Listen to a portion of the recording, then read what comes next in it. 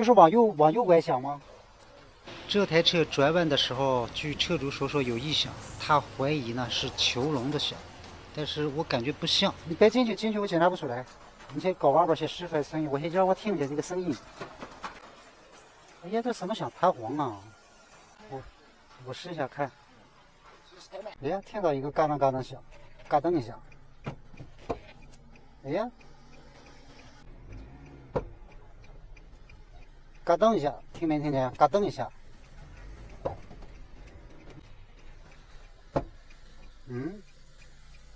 旋光响。听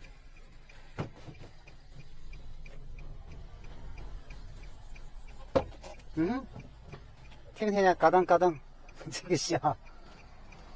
个响不一定与这个平衡杠有直接关系。兰总，你把那个车给我推出去。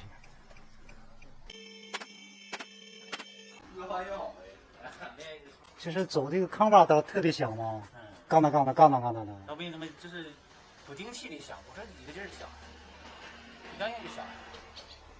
频率太高，响的频率太高，没这个问题。你这往前上一下，踩脚刹车也响；往后倒一下，踩脚刹车它也响，嘎当一下。哎呀，这有点给我难住了。啊？对呀。按道理这么大的声音应该好找啊，这么响了。这么大的声音应该好找，怎么能不好找呢？这个声音必须是使劲的声音啊！这个声音就像元宝梁来回窜似的，那元宝梁它能窜吗？那上的螺丝它能窜吗？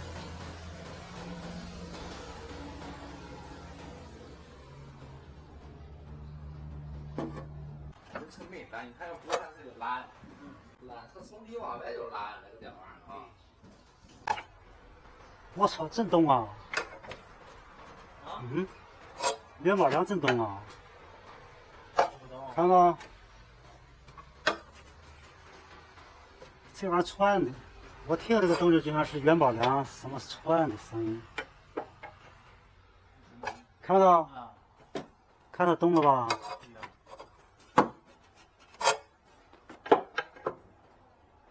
看，套完了。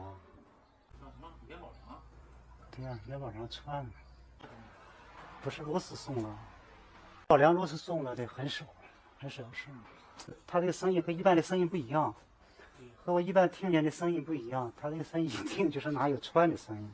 我挤一下试一下，不是减震不可能出现这个响，减震很少响。你看这些车上这些异响当中啊。减震出的响，比如车底下异响，减震出来的响只能占到1%，没有。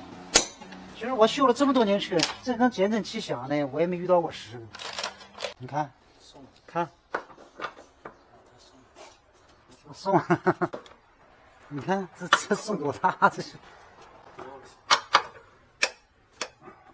这怎么能这么送呢？录了。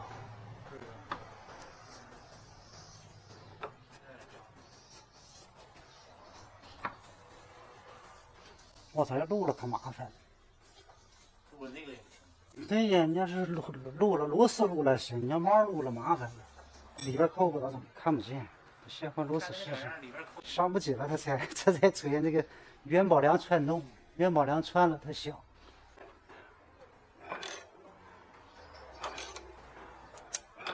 应该是差不多。之后元宝梁其他的螺丝呢，我挨个呢给紧了，没问题啊，就这一个螺丝捣的乱。据这位车主说啊，说走这个康巴道它也响，我们试一下。走这康巴道呢确实响，但是它这个响呢，大部分属于正常的啊，有一部分呢属于是减震器啊，减震器漏油了之后，有种撞到底那种感觉。这个是可以用的啊，对于这台车来说是可以用的。所以说，像这种二手车呢，我们的接受度要高一些，不要有一点任何异响都不行，那是不可能的。你像很多朋友买那个，就是我们附近啊，就是买那个老的奔驰啊、宝马呀，买那些老车，上我这来修啊，有些异响我就告诉他解决不了，因为啥呢？他就是冷的钉根的，就没啥钱买这个玩意儿吧，已经把钱花的差不多了。你有时候你给他修呢，你要是花个1,800的，他还要欠你账。所以说像那种车一般我都不修。因为车主大哥呢，刚才来的时候呢，告诉我说是右前轮的球笼子坏了。因为这个大哥呢，原来他是修轮胎的，他车呢对车呢也是懂一些的。他告诉我一转弯或者是一走坑洼道，一打轮的时候他就响。其实他打不打轮他都响，只要是踩刹车，不管前进后退，只要踩刹车他就咯噔一下子。我幸亏没信他，我要是信他了，把右前轮球笼子给换掉了，如果这个响还在的话，那人家不能认可呀。到那个时候，人家车主就不能说是他自己说球笼响的，因为毕竟咱们这修车嘛，就相当于病人到了医院里，病人只是感觉，但是说实际情况呢，还得靠咱们给检查一下。